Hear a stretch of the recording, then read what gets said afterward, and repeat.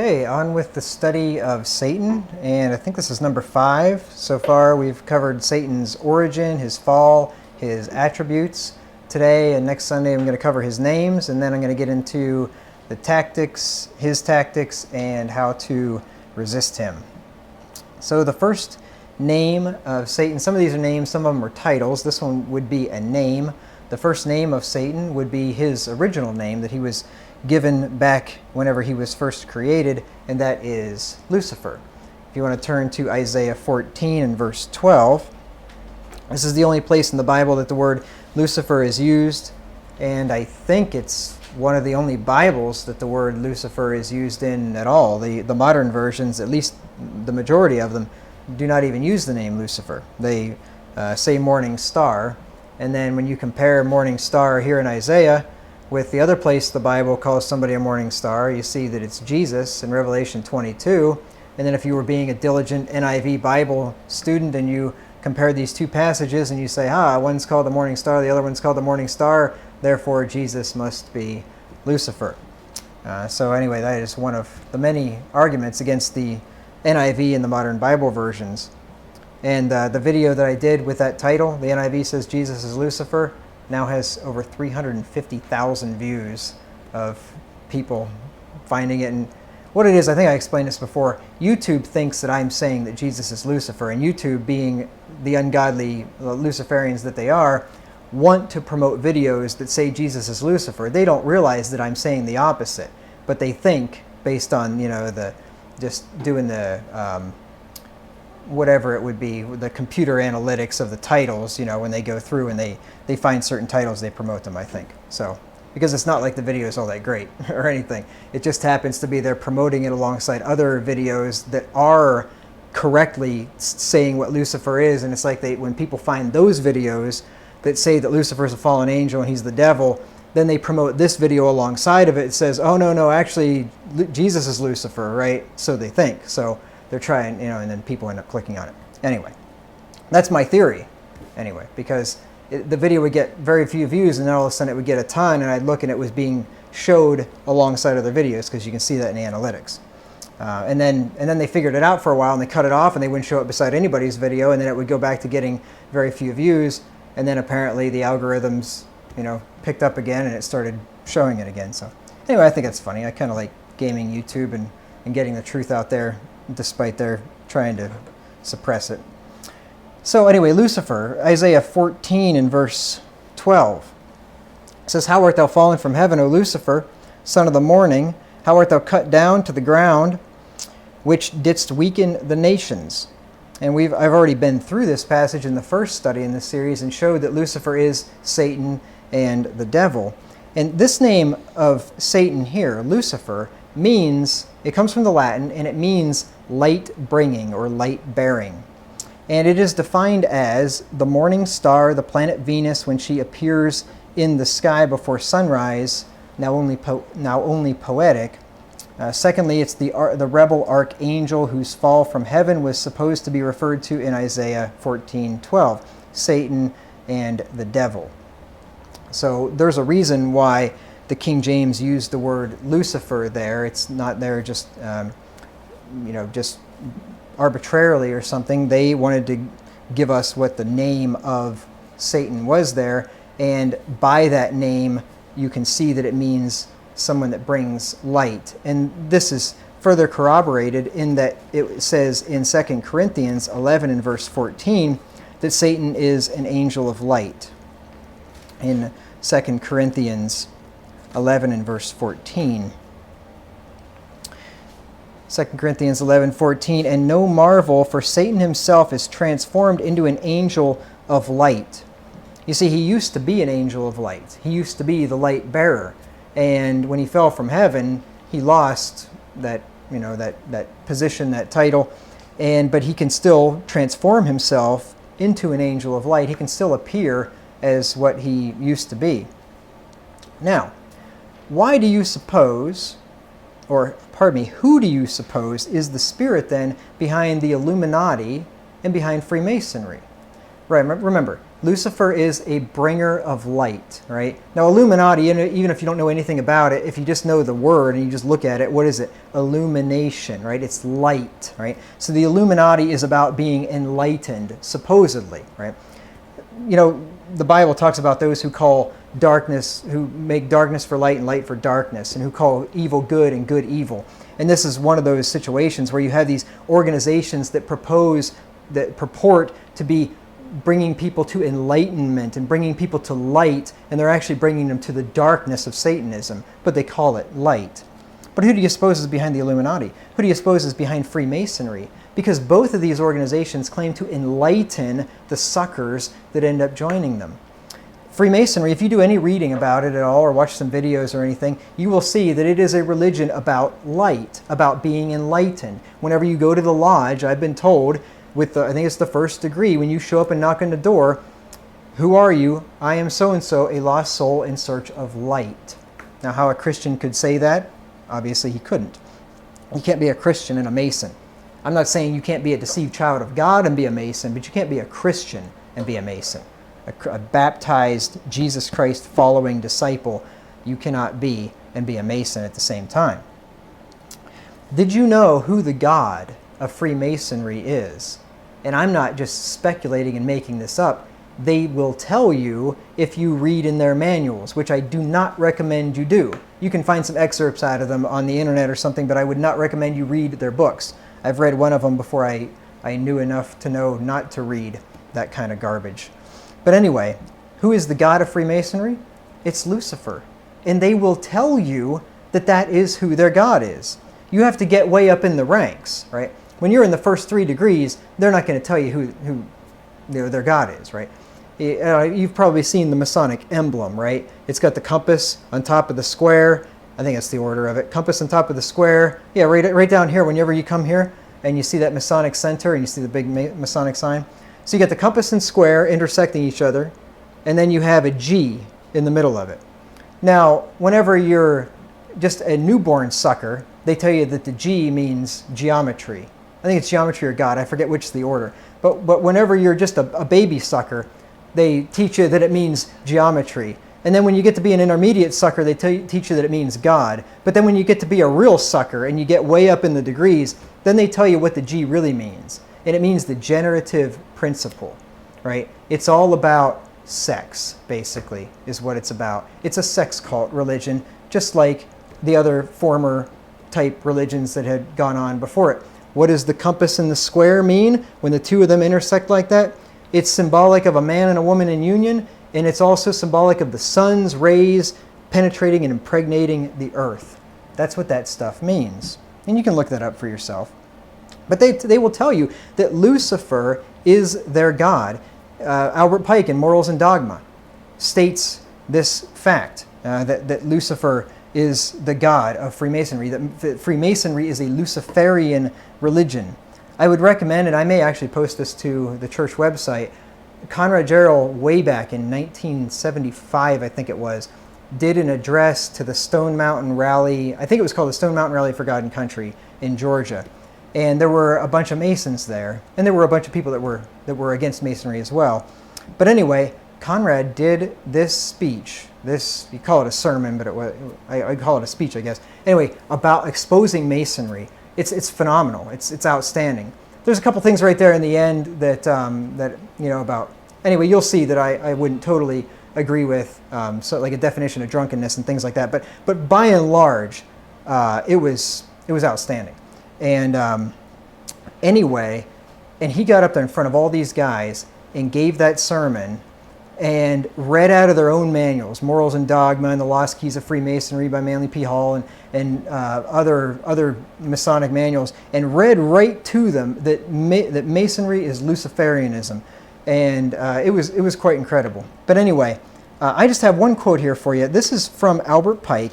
Albert Pike was a Civil War general for the Confederacy, and he was also into various other things, which I can't remember all of his details now. But anyway, he joined Masonry and got into the Scottish Rite. That's what most Masons are in. I think the Blue Lodge is the Scottish Rite. and he became the sovereign grand commander of the southern jurisdiction of the Scottish Rite. And he remained that way for a long time. And he got very into it, and he became a 33rd degree Mason, which is the highest level that they tell you about anyway. I don't know, I've heard that there are higher levels than that. But anyway, that's the most publicly acknowledged level that I'm aware of anyway. Anyway, he became a 33rd degree, and he basically wrote what is the modern Scottish Rite. He developed that into what it is today. So he's basically the man behind Masonry as we know it today. And he said, he gave an address in Paris, France. He lived back in the 1800s. And this was published in a Masonic publication. I just want to read this to you. This is what Albert Pike has to say about Lucifer. He says, the Masonic religion should be, by all of us of the high degree, maintained in the purity of the Luciferian doctrine.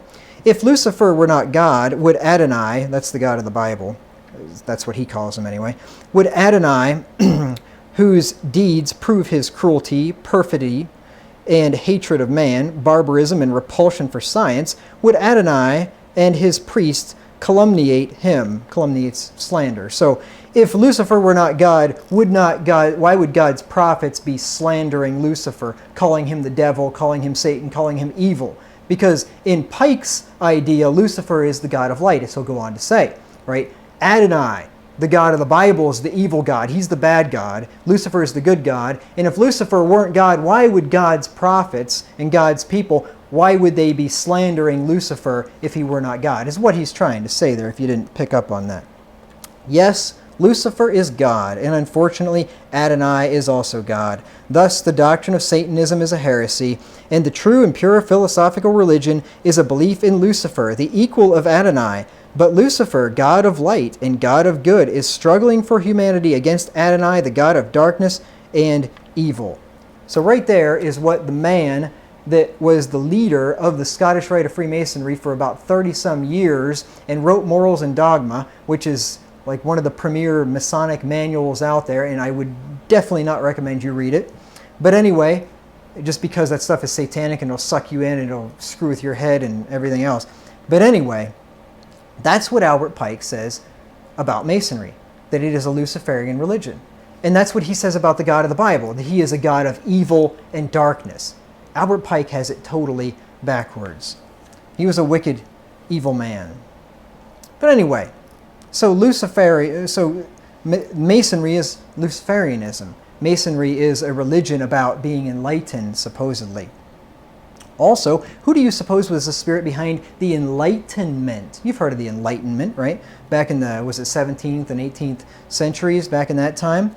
Men tried by philosophy to oppose belief in God and common sense, for that matter. The Enlightenment in France, when those Jacobins, idiots, took over and started guillotining everybody and got rid of the 7-day week because that harkens back to Christianity and all kinds of ridiculous, just read about the French Revolution sometime, all kinds of ridiculous stuff. They basically just tried to wipe out all Christian influence from France that they possibly could. And most of what they were opposed to is Catholicism, and so am I, but certainly I would not recommend their methods to try to get rid of Catholicism. I prefer to cast down imaginations, not cast down people's heads, with the guillotine or something. But anyway, who do you suppose was behind the Enlightenment, right? Remember who the light bringer is, Lucifer, right? Philosophers like Descartes, Hume, Kant, Voltaire, Spinoza, guys like that. Who do you suppose inspired the Enlightenment philosophers, many of them, especially the ones who were atheists and wanted to get rid of Christianity off of this earth? Okay, so anyway, that's what I'll say about Lucifer for now. The next name of Satan is Satan. That'd be probably a good name to look at. If you look in Revelation 20 and verse 2, Revelation 20 and verse 2,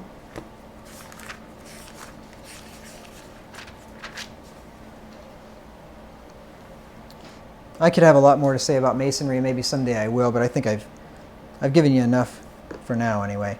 Revelation 20 and verse 2, it says, "And he laid hold on the dragon, that old serpent, which is the devil and Satan, and bound him 1,000 years. Now there's a bunch of names there. There's, what, 4 of them, and we're going to look at all 4 of them. I think we're going to look at all of them today, as a matter of fact. But the first one there is Satan. Satan means, the definition is, the proper name of the supreme evil spirit, the devil. It says, see devil and Lucifer. Secondly, in the etymological sense of adversary, with allusion to Matthew 16:23 and Mark 8:33. So Satan, the name Satan, Hebrew names have meanings, most of them, and the name itself means an adversary, is what his name means, and it is his proper name of the devil. And the Bible backs this up, that Satan is our adversary. If you look at 1 Peter 5 and verse 8, 1 Peter 5 and verse 8, he is Christian enemy number 1. 1 Peter 5 and verse 8, be sober, be vigilant, because your adversary the devil, as a roaring lion, walketh about, seeking whom he may devour. And if you were ever out in the bush in Africa, which I have not been, but if I saw a lion sneaking around and scaring the wits out of me with his roar and then devouring me, I would probably conclude, yeah, he's my adversary, right? And Satan, likewise, he uses tactics like a lion. He also uses tactics like a serpent, and we'll talk about that in a little bit. I got some interesting stuff for you. But you know how lions operate, right? They sneak up on their prey, and they roar and startle their prey basically into where you can't move, paralysis, basically, at least momentarily. And you can imagine just being so frightened that you couldn't move, and then he pounces. That's the way that Satan operates. Sneaks up, catches you unawares, and then pounces. An adversary is one who, or that which, takes up a position of antagonism or acts in a hostile manner, an opponent, antagonist, and enemy. A foe, specially or specifically, the enemy of mankind, the devil. So he is known, it's interesting, in the primary definition of the word adversary, it tells us that the primary adversary of mankind is the devil. So you can see certainly a Christian influence here in the OED and in the Webster's dictionary as well. You'll see a lot of that.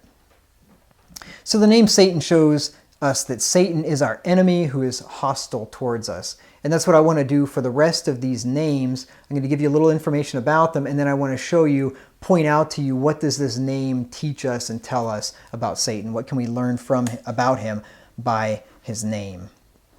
The next name is the devil. Probably at least the second, maybe even most common name for Satan is the devil. If you look in Matthew 25 and verse 41, Matthew 25 and verse 41, I like this verse to give you the name of Satan because it also tells us what his end is going to be, and that's a good thing. Matthew 25:41, then shall he say, this is Jesus Christ on the great white throne on the last day, at Judgment Day. He says, then shall he say also unto them on the left hand, depart from me, ye cursed, into everlasting fire prepared for the devil and his angels. Devil can refer to other evil spirits. Usually whenever it says the devil and it's referring to a particular being, it's referring to Satan. Although I think there are places where it says like the devil left him or something. So it could be referring just to an unclean spirit. But most of the time when it says the devil, it is referring to Satan himself. Devil, or the devil in the OED here, says in Jewish and Christian theology, the proper appellation of the supreme spirit of evil, the tempter and spiritual enemy of mankind, the foe of God and holiness, otherwise called Satan. Hence, generically, a malignant being of angelic or superhuman nature and powers, one of the host of Satan, as prince of the devils, supposed to have their proper abode in hell, and thence to issue forth to tempt and injure mankind, a fiend, a demon, also applied to the malignant or evil deities feared and worshipped by various heathen people. So primarily, devil means the devil, like Satan. But then also, secondly, it can mean any of the unclean spirits, the fallen angels. And it shows us there, and correctly so, that these devils are the false gods of false religions. You see, false religion and false gods are not just something that men dreamed up on their own because they just wanted to just have something to do on Sunday morning or whatever day they were worshiping their gods. These were devils that inspired these people to set up these religions and to worship these things, and they were worshiping behind those statues that they made were the devils. The devils were behind them. And I can show you this from the scripture. In Deuteronomy 32 and verse 17. So you never want to think about false religion as just something that some dude made up. It's probably a lot more than that. It's probably something that some devil made up and then convinced some guy to start promoting and get a following. Deuteronomy 32 and verse 17. And this is why it's so important that we cannot incorporate false religion into God's religion and just simply change the names of it, like Christmas and Easter and things like that. Because it is really, those things are in truth devil worship, and you can't bring devil worship into God's religion and just change the name of it and call it Christian. And I got a verse for you in the New Testament that'll prove that. Deuteronomy 32 and verse 17. It says, they sacrificed unto devils, not to God, to gods whom they knew not, to new gods that came newly up, whom your fathers feared not. This is what Israel did. Israel ended up worshiping the gods of the nations, and the gods of the nations were devils, right? They were fallen angels. And it's interesting here, new gods that came newly up.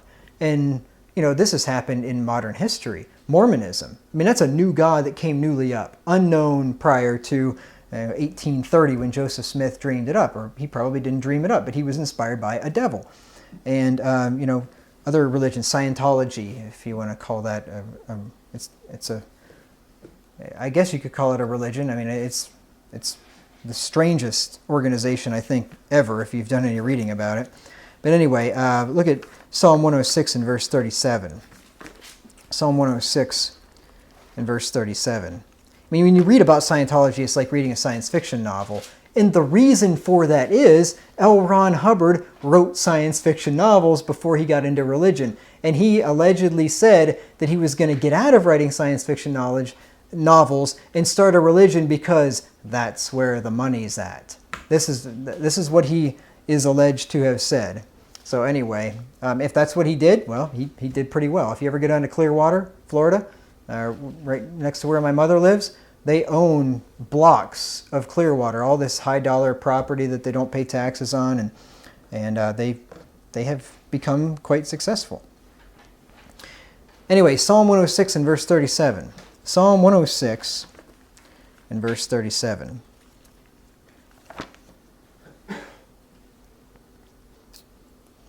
It says, yea, they sacrificed their sons and their daughters unto devils. They sacrificed them to Moloch, right? To the false god Moloch. But who is the false god Moloch? It's a devil, right? These are devils, fallen angels that they're worshiping. And then, of course, we have the words of the Apostle Paul, which you all are no doubt familiar with in 1 Corinthians 10 and verse 20. 1 Corinthians 10 and verse 20. If you've ever heard a sermon on Christmas or Easter or Halloween, you have certainly heard this verse quoted. 1 Corinthians 10 and verse 20. But I say that the things which the Gentiles sacrifice, they sacrifice to devils, and not to God. And I would not that ye should have fellowship with devils. Ye cannot drink the cup of the Lord and the cup of devils. Ye cannot be partakers of the Lord's table and of the table of devils. See, those things, when the Gentiles are sacrificing, this is not harmless religion. This is devil worship. Islam is devil worship. Hinduism is devil worship. Buddhism is devil worship. Shintoism is devil worship. Confucianism is devil worship. All of the false religions of all of the world, these are devil worshiping religions. Mormonism, Jehovah's Witnessism, all this stuff. It's all devil worship.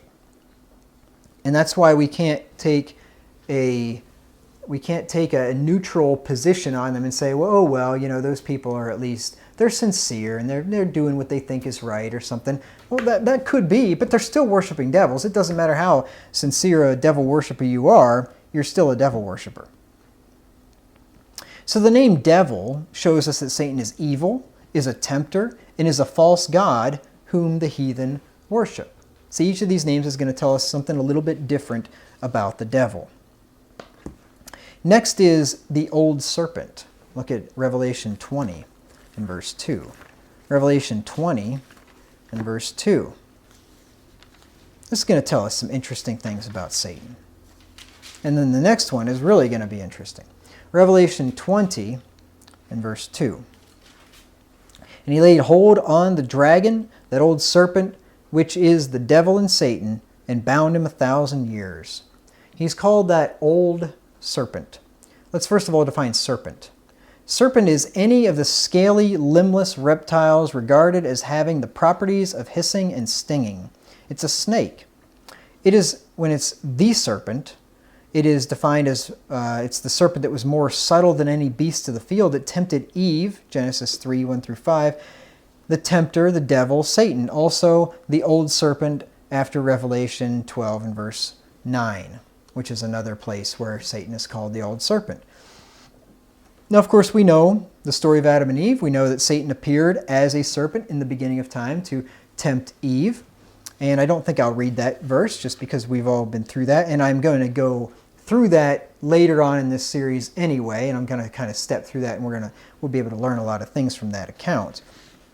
But this is why he's called the old serpent, right? Because he appeared to Adam and Eve in sometime after the first week of creation anyway, way back 6,000 years ago. And so he's old, right? An old serpent, 6,000 years old. Now, since Satan is a serpent, he appeared to Eve by means of a serpent, which is a snake.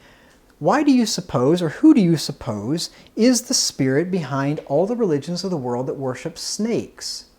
You think about all the religions, and I just did a little bit of Googling and found out there was a lot more than I even knew. All the religions of the world, virtually probably all of them, worship snakes. But I did a little Googling, just went to Wikipedia. You can do it yourself. And I found out, and which I knew, the Mayans worship snakes. You ever go down to the Mayan ruins down there in Mexico? You go to Chichen Itza, and you see this pyramid, and the pyramid is interesting for many reasons, but at the top of the pyramid, it has this little hook-shaped thing, and at the spring equinox of the year, the sun, at a certain time, the sun shines through that little thing, and a ray of light comes down, and it illuminates the side of that pyramid, and at the bottom of the pyramid is a snake's head, and it illuminates the side of the pyramid, and it makes the snake's body in the light. Those people worship serpents. They worship snakes. Who do you suppose was behind that religion? Satan, right? The Egyptians were snake worshippers. Africans, a lot of them even today, are snake worshippers. The Aztecs down in South America were snake worshippers. The Hindus still are. Chinese, you ever see any Chinese stuff? Snakes all over the place, right? They're devil worshippers. Koreans, Japanese, ancient Rome and Greece, they were all serpent worshipping religions. Now it's interesting, maybe it's just because there's a different spirit within us than them or something, and maybe it's a cultural thing because of the Christian influence, but a lot of people, a lot of Americans anyway, we see a snake, we're scared of it, right? I know me, I'm like petrified of snakes if they're in the wild and not behind glass or not tamed, or tamed snake I could touch or something, but you get a snake in the wild, I am not touching that thing. I don't care if it's a garter snake or black snake or totally harmless, I am not touching that thing. There's really two main types of snakes that I'm afraid of. You know what they are? Living ones and dead ones. I don't want anything to do with any kind of a snake. Now, could that be because I'm a child of the light and the Lord has just put a repulsion within me against snakes? Could be, I don't know. But it is interesting, when you go to a lot of these other cultures, they love snakes. I mean, they're all about them.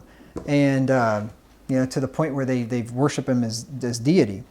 So that just says something, I think, that all these false religions are into snake worship. But of course, Christianity, snakes are a representative of evil because of the devil.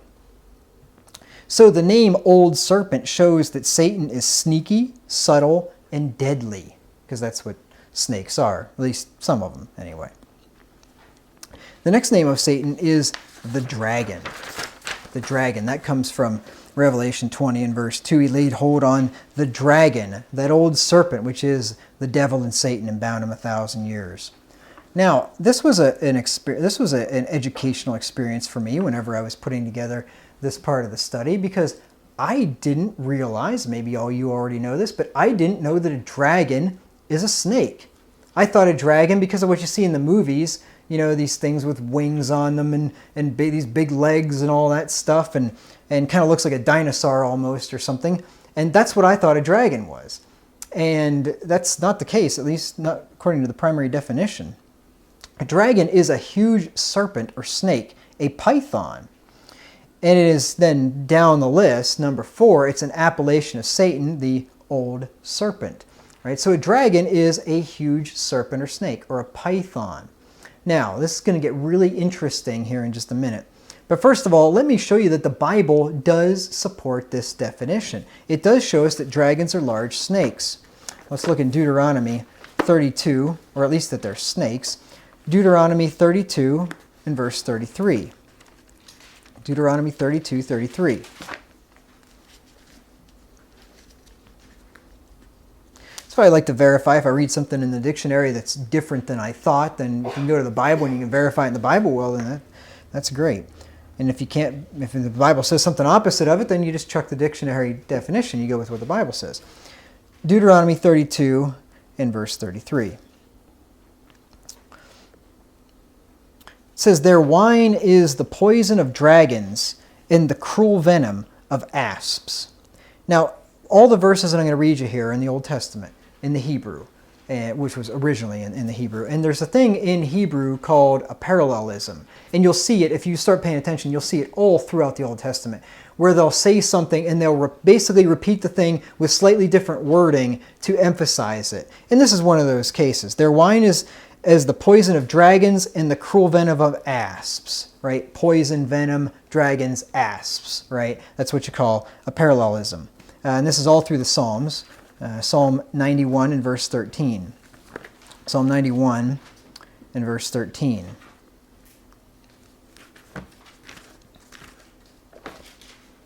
It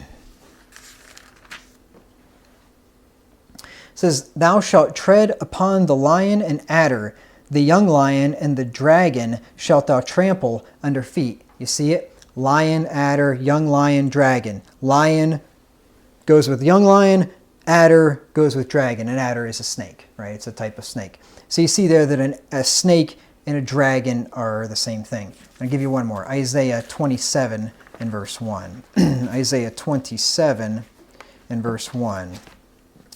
I think if I have been told right that the Chinese have their version of a dragon is more like a snake than the modern rendering of it. And that might have something to do with why I didn't know that a dragon was a snake prior to this. Isaiah 27 and verse 1. "In that day the Lord with his sore and great and strong sword shall punish Leviathan, the piercing serpent, even Leviathan, that crooked serpent, and he shall slay the dragon that is in the sea." Leviathan is the dragon in the sea. He's that crooked serpent, right? Serpent, dragon, same thing. Now, the dictionary told us there it's a huge serpent or snake or a python. So I got looking into what a python is. Now I knew what a python was, but I got doing a little bit more research and I found out some things about pythons, and I thought this was absolutely fascinating. I'm going to give you some of the attributes here of a python. I'm just going to read from Wikipedia, which had some interesting things to say about it. It says the Pythonidae, I think that's how you pronounce that. That's the scientific name for it. The Pythonidae, or Pythonidae, commonly known simply as pythons from the Greek word python, are a family of non-venomous snakes in Africa, Asia, and Australia. Remind me not to go there for a visit. Among its members are some of the largest snakes in the world. The article continues, "Most members of this family are ambush predators in that they typically remain motionless in a camouflaged position and then strike suddenly at passing prey." Remember that. And then the article goes on to say, pythons use their sharp backward curving teeth, 4 rows in the upper jaw, 2 in the lower, to grasp prey, which is then killed by constriction. After an animal has been grasped to restrain it, the python quickly wraps a number of coils around it. Death occurs primarily by cardiac arrest. Larger specimens usually eat animals about the size of a house cat, but larger food items are known. Some large Asian species have been known to take down adult deer. And the African rock python, Python sabae, has been known to eat antelope. In 2017, there was a recorded case of a human devoured by a python in Sulawesi, I guess, Indonesia. All prey is swallowed whole and may take several days or even weeks to fully digest. I mean, these are quite the creature here.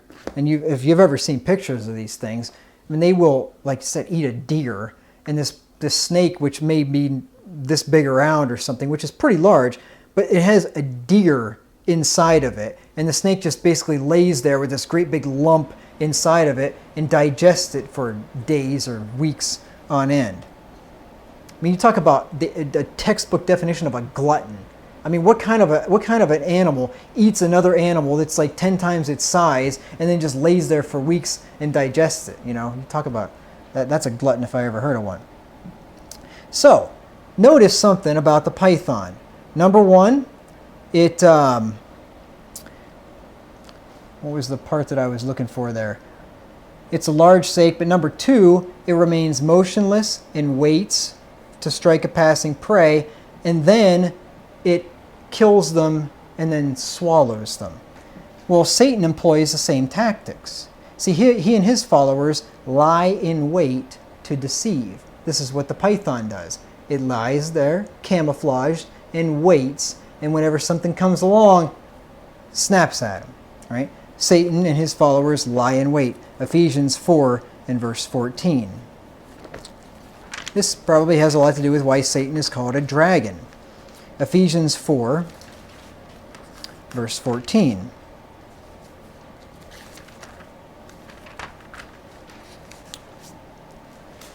It says, that we henceforth be no more children, tossed to and fro and carried about with every wind of doctrine by the sleight of men and cunning craftiness, whereby they lie in wait to deceive, like dragons and pythons, lying and just waiting for some unsuspecting person to come along who doesn't know much, that they can deceive with their lies.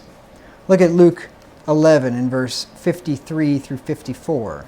Luke 11, 53 through 54. I want to show you the serpentine tactics of the children of the devil, which they learned from their father.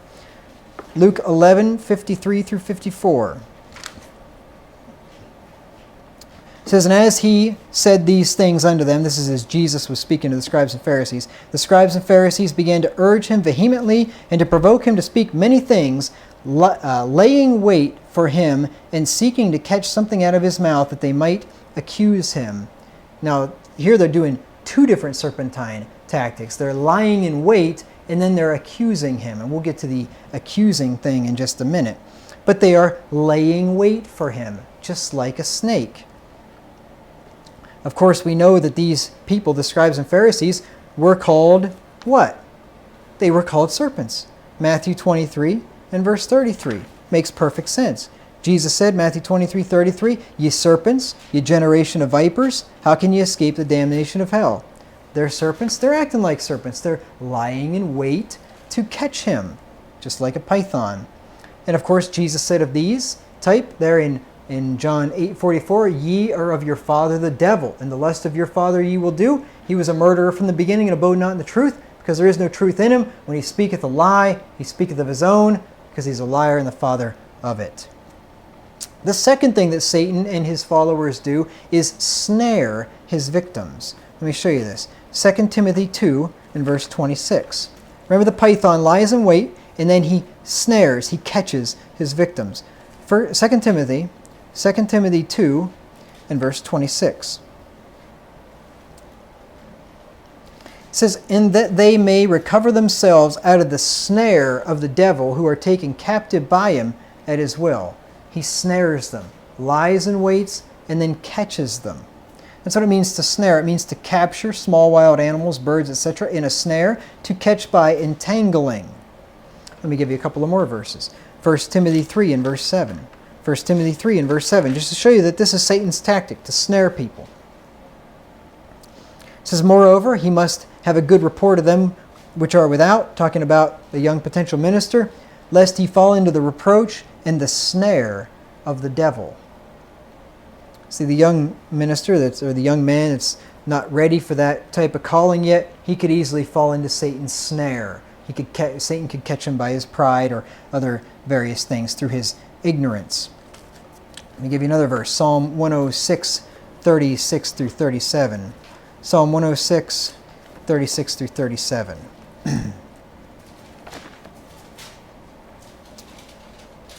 And they served their idols, which were a snare unto them. Yea, they sacrificed their sons and their daughters unto devils. You see how devils are a snare? Devils snare people.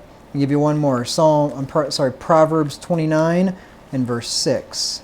Proverbs 29 and verse 6. In the transgression of an evil man there is a snare, but the righteous doth sing and rejoice. So Satan and his people lie in wait to deceive. Then they catch you, they snare you, they capture you, just like the serpent, like the python does. And then they swallow up their victims. Remember, the python swallows its victim whole? All right? Well, this is what Satan and his followers do. Swallow people up. Let me show you. Jeremiah 51, Jeremiah 51, 34. Jeremiah 51, 34.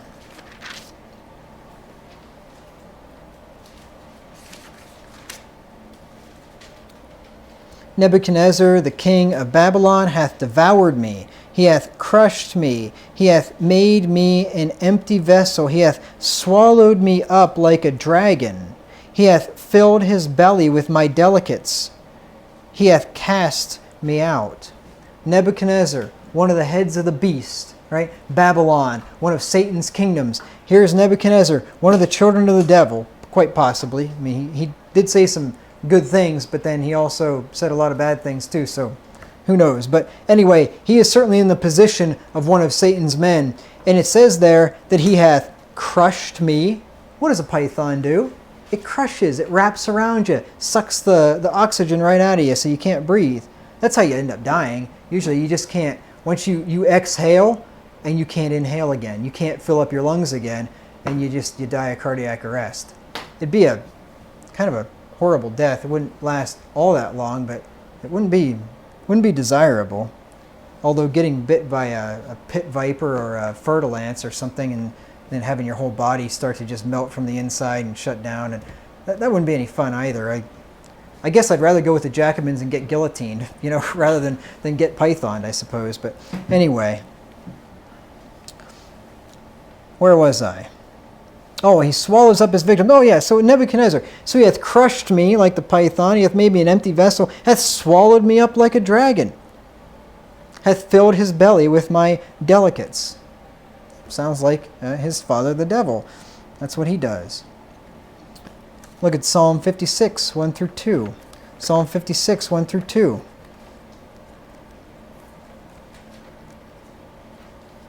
But isn't that interesting? It says he has swallowed me up like a dragon, which is a python, which is exactly what pythons do. They swallow their prey whole. I think they can actually unhinge their jaws so they can extend their mouth, stretch their mouth open to get all kinds of crazy stuff in there. Anyway, Psalm 56, verses 1 through 2. Some birds, too. I saw a video of this bird, one with the long beaks. I'm not sure which type it was, but he speared a fish, a great big old fish, probably about this long, and then managed to kind of flip the thing up and then get its head in his mouth, and he swallowed that entire fish. The fish was probably 1.5 feet long, and he swallowed the entire thing. That fish was as big as that bird was. I've never seen anything like it. You can see it on YouTube. You got to check it out sometime. It'll just blow your mind. I just couldn't believe it. Anyway, Psalm 56. You must think that all I do all day long is watch the Nature Channel on YouTube or something. Psalm 56, 1 through 2. It says, Be merciful unto me, O God, for man would swallow me up. He fighting daily oppresseth me. Mine enemies would daily swallow me up, and for they be many that fight against me, O thou most high. This is what Satan's people do. They'll swallow you up whole just like a python, just like a serpent. I'll give you one more. Proverbs 1, 10 through 12. Proverbs 1, 10 through 12.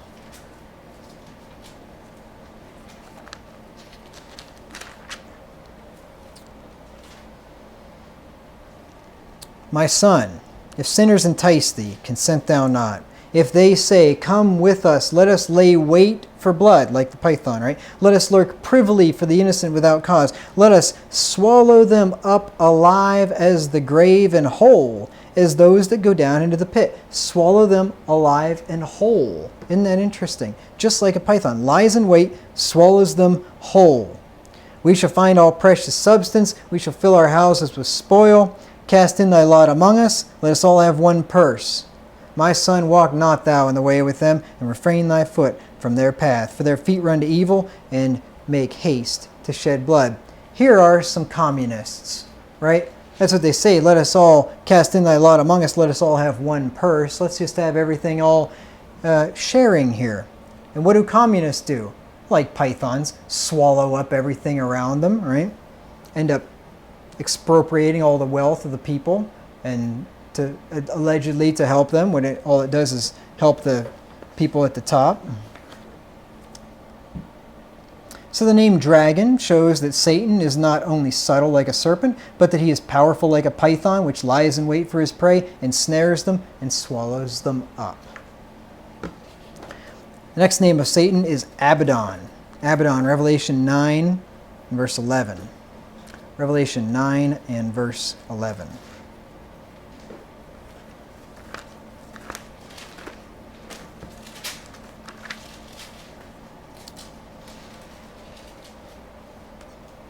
It says, And they had a king over them, that is, these locusts, whatever they are.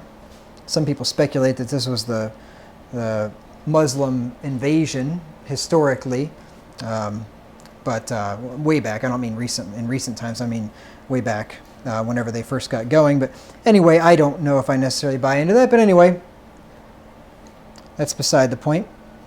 Verse 11, anyway, they had a king over them, which is the angel of the bottomless pit, whose name in the Hebrew tongue is Abaddon, but in the Greek tongue hath his name Apollyon. So here are two names, one in Hebrew, one in Greek. They both mean the same thing, as I will show you here in just a second. Abaddon is the equivalent of the Greek Apollyon, means destroyer, as the name of the angel of the bottomless pit, which is pretty much what we just read there. Unger's Bible Dictionary defines Abaddon as destruction. The name of the angel of the bottomless pit, Revelation 9:11, and corresponding to Apollyon, destroyer. So Satan is a destroyer. Let me just show you this. Satan comes to steal, kill, and destroy. John 10 and verse 10. John 10 and verse 10. So once again, you have the Bible gives him a name. We define the name. And then we see that the Bible says that this is what he does. He does what the name means. So it's a good indication that the definition is correct. Because how do I know what a Hebrew or a Greek name means? I'm not Hebrew or Greek, but, seems to match up here pretty well. Revelation 9, John chapter 10. John 10 and verse 10. It says, The thief cometh not but for to steal, and to kill, and to destroy. I am come that they might have life, and that they might have it more abundantly. The thief coming, Satan coming. Remember the parable of the sower? When Satan comes and snatches away the seed hidden in their heart, right? He's a thief. The thief cometh to steal, kill, and destroy. Abaddon and Apollyon means the destroyer. So these names, Abaddon and Apollyon, show that Satan is a destroyer. I'll define Apollyon for you here. It is the destroyer, a name given to the devil. That's from the OED. From Unger's Bible Dictionary, it's destroyer, the Greek equivalent of Revelation 9:11 of Abaddon. Both these names mean destroyer. And this to me tells me that this must be a significant aspect of Satan's character, that he's a destroyer, because he's got two names here. He wants to make sure you get it, gives it to you in both languages. So if the Jews are reading this and they could read Hebrew like they could historically, well then they knew what Abaddon meant. Is that the one? Yeah, Abaddon was the Hebrew one. And if they were reading Greek like they would have in that day, then they would have known what that meant too. So pretty much covers just about anybody, because everybody spoke Greek in those days as far as I know, in that part of the world anyway. So Satan is a destroyer. The next name of Satan is Beelzebub. Look at Matthew 12 and verse 24. Matthew 12:24, Beelzebub.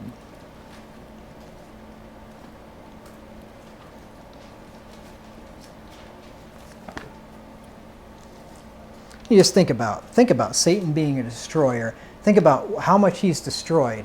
Oh, I don't know, the entire human creation, pretty much.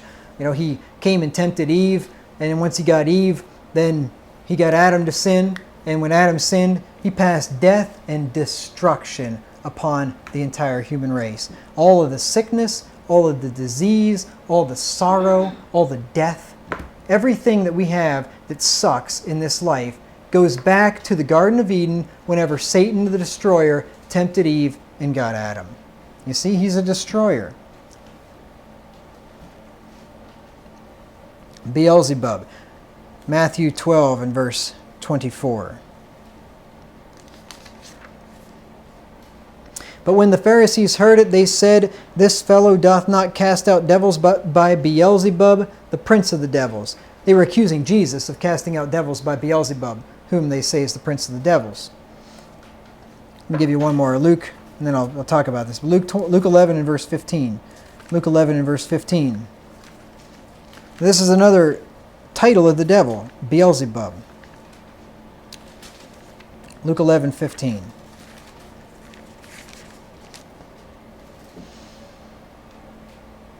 But some of them said, "He casteth out devils through Beelzebub, the chief of the devils." So you got the prince of the devils, the chief of the devils. Clearly, we're talking about the devil here. We're talking about Satan, the prince or chief of the devils.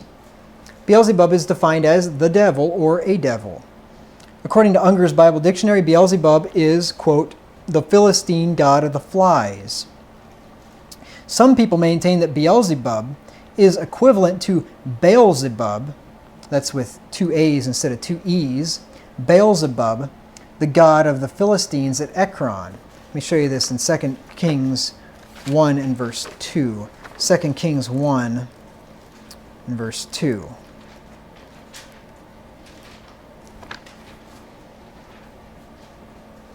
Second Kings 1 and verse 2.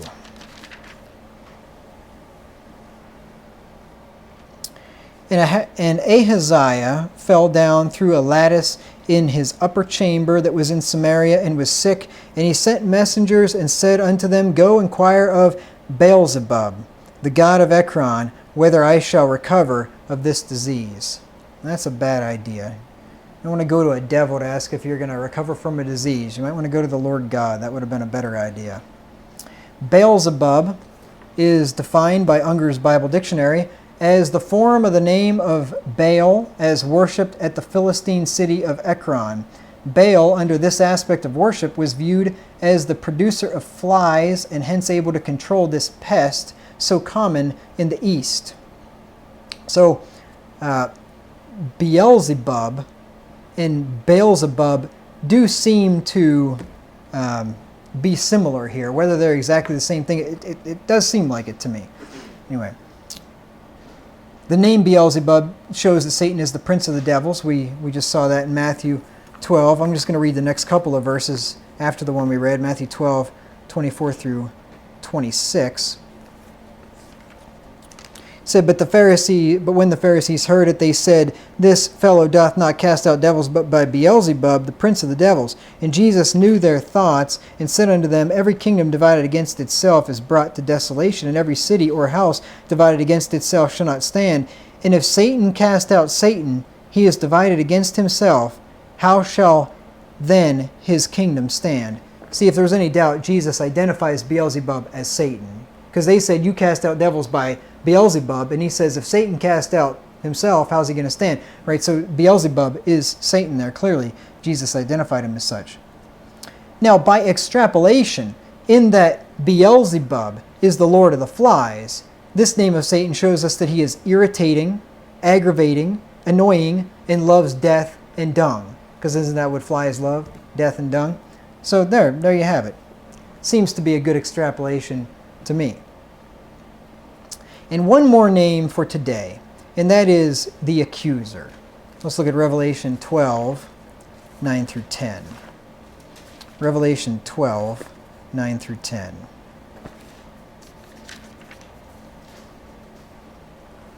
You know how annoying, what a pestilence, a fly, even just one fly. You get a bunch of flies buzzing around and everything, it just drives you crazy.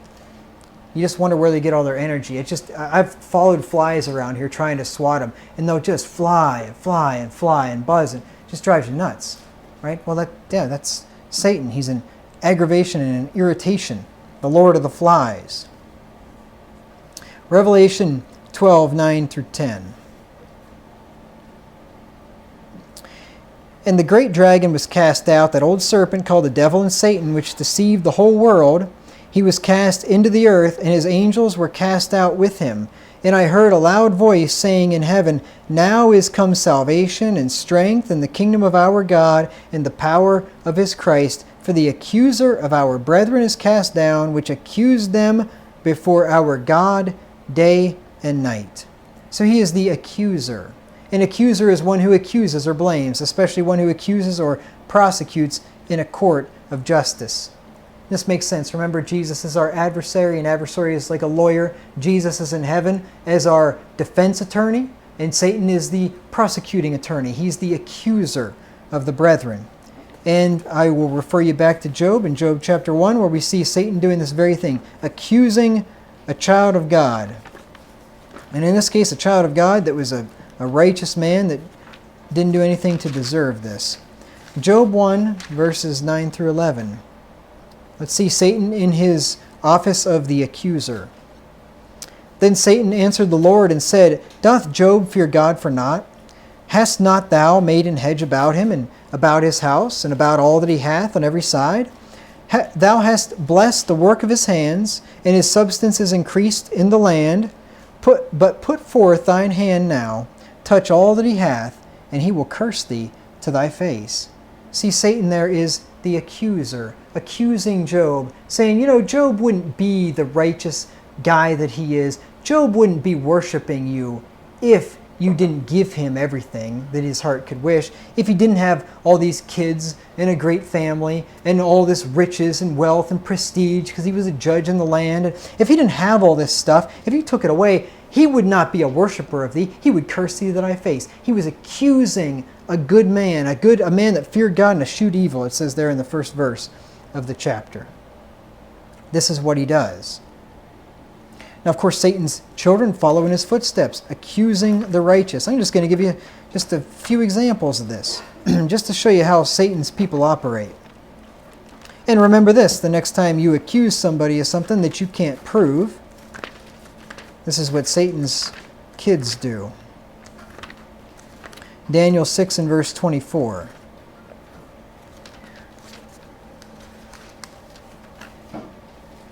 Daniel 6 and verse 24. And the king commanded, and they brought those men which had accused Daniel, and they cast them into the den of lions, them, their children, and their wives, and the lions had the mastery of them, and brake all their bones in pieces, or ever they came at the bottom of the den. You see, this is what happens. God ends up righting the wrongs when people accuse his children falsely. Those men accused him, well, they ended up getting the same punishment that they tried to get Daniel. Look at Luke 23 and verse 2. Our Lord Jesus suffered under the false accusation of children of the devil. Luke 23 and verse 2.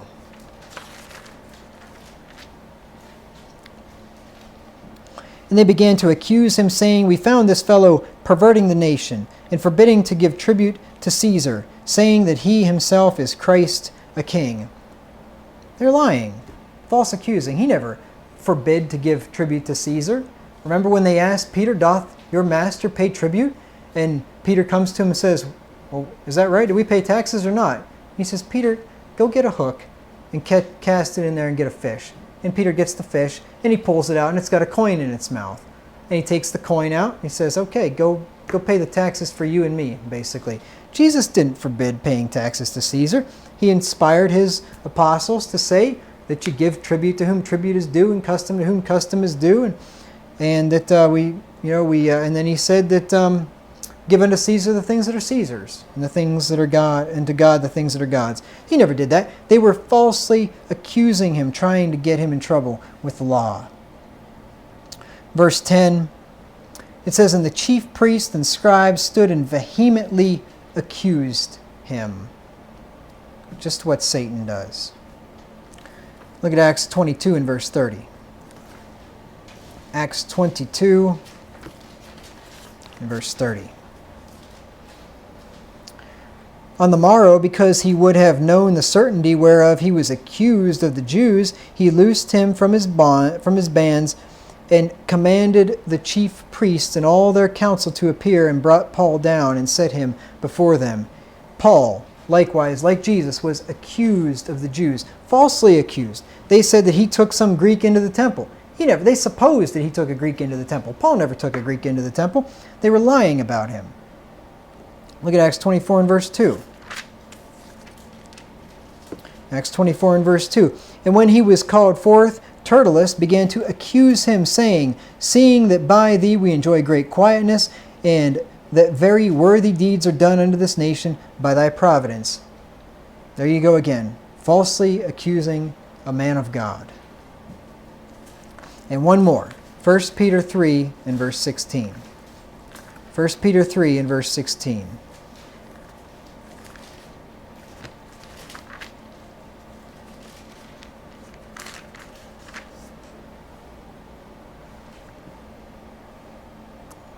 "Having a good conscience, that whereas they speak evil of you, as of evildoers, they may be ashamed that falsely accuse your good conscience, or your good conversation in Christ." Now, if we're accused of evil, then shame on us. But if we're accused because of our good works, because of our good conversation, because we're Christians, then shame on them and good for us. I would gladly be falsely accused by somebody, but I do not want to be accused if I'm guilty. Or I don't want to be guilty, let me put it that way. If I'm accused and I'm guilty, that's just. So the name accuser shows that Satan accuses and blames us by way of our enemies and by our own thoughts, for that matter. Because our thoughts, it says there, I just give you one more. I said last verse, but let me just give you one more. Sometimes our thoughts, the thoughts of a child of God, will accuse them as well, and that's a good thing. Our thoughts should accuse us. In Romans chapter 2 and verse 15, talking about Gentiles which have not the law of God, the written law of God, but they have the law written in their hearts. He says, "Which show the work of the law written in their hearts, their conscience also bearing witness in their thoughts, the meanwhile accusing or else excusing one another." Our own thoughts will accuse us too. And whenever they are accurately accusing us of something we did wrong, then we ought to thank God for it and repent. So next time I will finish up talking about the names of Satan, and then we'll get into the tactics of Satan and how to resist him.